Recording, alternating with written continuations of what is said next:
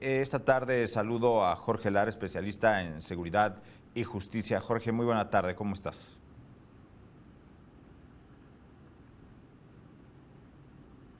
Buenas tardes, ¿me escuchas? Sí, claro, te escucho bien. Gracias por estar aquí con nosotros.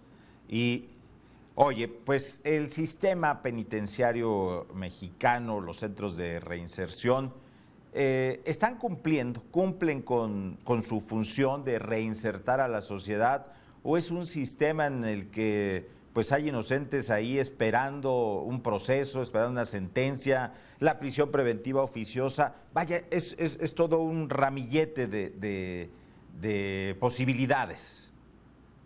Sí, bueno, es el último tramo de la justicia penal, así conocida, y por lo mismo, pues en muchas ocasiones no se le da toda la atención y la trascendencia que ocupa.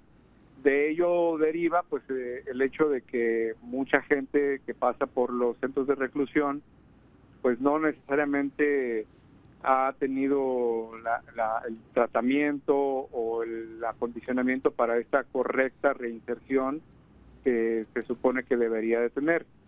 Esto se debe a varias razones.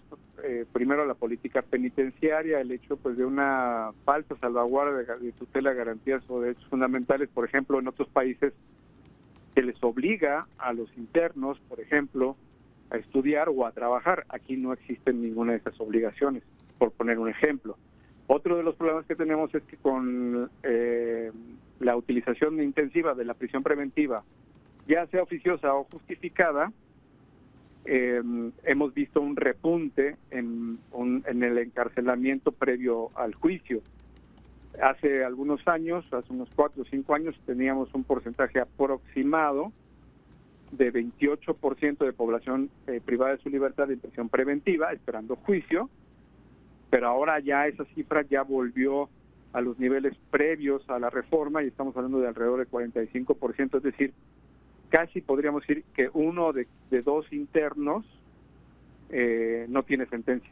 Entonces, pues ese sí es un problema grave, pues porque se mezclan luego las poblaciones, se contamina, digamos, el entorno penitenciario. Ese es alguno de los problemas que enfrentamos. ¿No se supone que el sistema de justicia penal adversarial ayudaría a que fueran más rápidos los juicios? Bueno, sí, el sistema como tal así lo dispone y lo propone, sobre todo los juicios, y algo muy importante que no podemos olvidar y que se nos escapa siempre, que es la necesidad de impulsar las soluciones alternas. Es decir, no todo, debemos de entender como sociedad que no todo se resuelve con cárcel. Estamos muy hechos a la idea del punitivismo tradicional, de que todo se tiene que resolver a punta de prisión.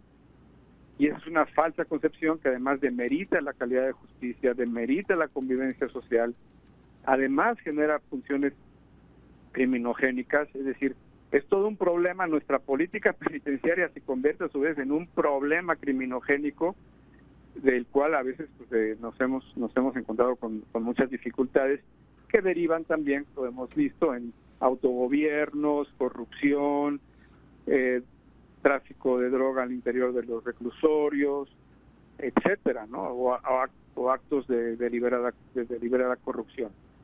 Entonces sí, tenemos fallas en esta última fase, pero insisto, también no hemos sabido gestionar las soluciones alternas que deberían de ser la respuesta civilizada, razonable para una sociedad que queremos todos sea más armoniosa y justa.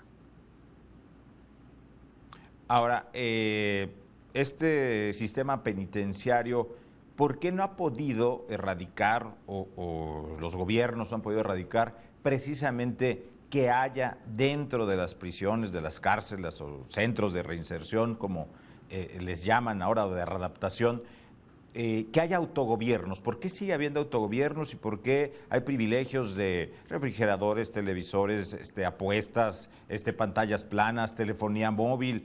¿Por qué sigue sucediendo esto? Bueno, se generan microsistemas dentro de los propios centros, ¿no? En donde hay estructuras de poder, hay estructuras políticas, económicas, ¿no? Finalmente, pues se trata de una población que tiene necesidades, muchos de ellos pues sí tienen una sana y saludable intención de saldar sus cuentas con la justicia de la mejor manera, pero pues no siempre todos pueden o están en condiciones de hacerlo, tienen muchas veces la necesidad de consumir cierto tipo de satisfactores, y entonces pues se genera un mercado que por lo demás pues, es un mercado lógico y natural, en donde las autoridades no han encontrado la forma de hacerlo sin que esto pase por esquemas de autogobierno, de solapamiento, de hacerse prácticamente de la vista gorda, cuando no, ¿verdad? Tenemos estos sistemas de autogobierno en donde hay jerarquías políticas al interior, etcétera. Es un tramo difícil de controlar y que muchas veces hemos visto que deviene en temas de violencia, ¿no? De ajustes de cuenta, homicidios o delitos al interior de los propios centros. Jorge, lo que nos comentabas hace un momento de que en otros modelos penitenciarios se tiene que estudiar, se tiene que trabajar de manera obligada. ¿Qué haría falta? ¿Que una legislación, que se legisle, que se reglamente? ¿Qué es lo que se tendría que hacer para, digamos, igualar una situación de estudio, de trabajo dentro de los centros de reinserción?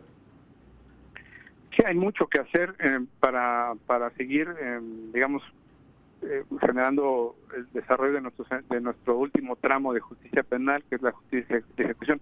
Hay que decirlo, ha habido avances, por ejemplo, la creación de la Ley Nacional de Ejecución Penal, la existencia de jueces de ejecución hace mucho más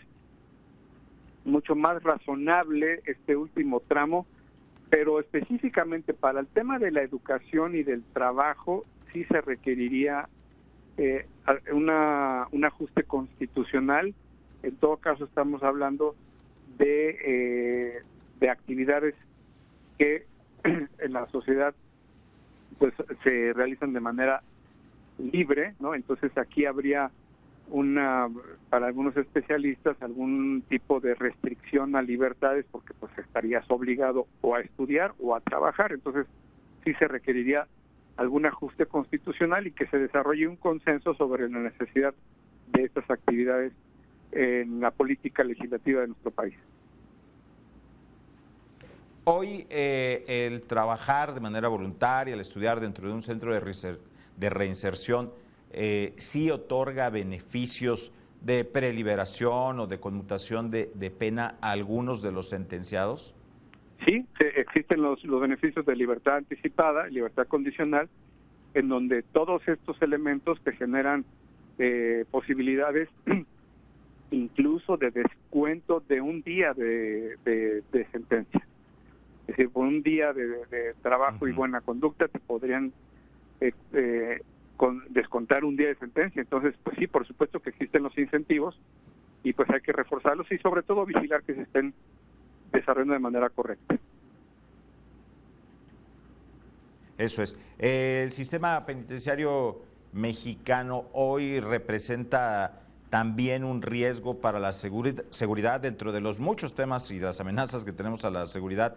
Hoy el sistema penitenciario, o más bien los centros de reinserción, representan un riesgo para la seguridad en nuestro país, en los estados donde estén instalados. Desafortunadamente la respuesta es afirmativa. Tenemos, por ejemplo, al interior, tráfico de drogas, el narcomenudeo, y del interior hacia el exterior, pues temas que hemos visto y que todos seguramente hemos padecido, ¿no? Temas de extorsión telefónica, temas de organización de los grupos criminales que incluso desde dentro siguen generando determinaciones de cómo delinquir, etcétera. Entonces son estructuras de poder que a veces es bastante complicado quebrantar, y aquí pues se hace necesario otra vez, ¿no? Hacer un análisis de los directivos formales de los centros de reclusión. Ha sido una batalla muy ardua. Por ejemplo, el tema de los famosos bloqueadores de las llamadas de celular es un problema, porque muchas veces esos bloqueadores o son susceptibles de manejar de manera discrecional y corrupta, o muchas veces, como hemos visto aquí en Ciudad de México, Valle de México, afectan a la periferia, ¿no? Entonces es todo un problema. Muchas veces poder inhibir lo que hoy en día es una realidad, que es un tráfico incesante e intensivo de teléfonos celulares al interior de los reclusorios, ¿no? Sí, sí, sí. Oye, actualmente en la legislación, entonces, un procesado está a cargo de quién y un sentenciado a cargo de quién. ¿De quién es la responsabilidad? No, materialmente están a cargo del director del centro de reclusión. El procesado está a cargo está tutelado por un juez de control o un juez de juicio oral, que son quienes tienen formalmente la responsabilidad de su restricción de libertad, pero materialmente pues está en las, digo, el tema de la instalación, la logística, las facilidades incluso administrativas son parte de las secretarías de gobierno de los estados y o de la Secretaría de Seguridad a nivel federal, y el tema procesal, digamos, de la situación jurídica es juez de control o juez de juicio, si estamos hablando todavía de gente que está siendo sometida a proceso o a juicio oral, y en el último trámite, en el último tramo, está el juez de ejecución penal, que es el que se encarga precisamente de revisar bajo una forma contradictoria y adversarial que se pueda determinar algún tipo de libertad anticipada, libertad condicional, reducción de condena, etcétera. Eso es. Pues te agradecemos mucho esta tarde, Jorge Lara, los minutos con Mega Noticias MX. Gracias. Con mucho gusto. Un saludo.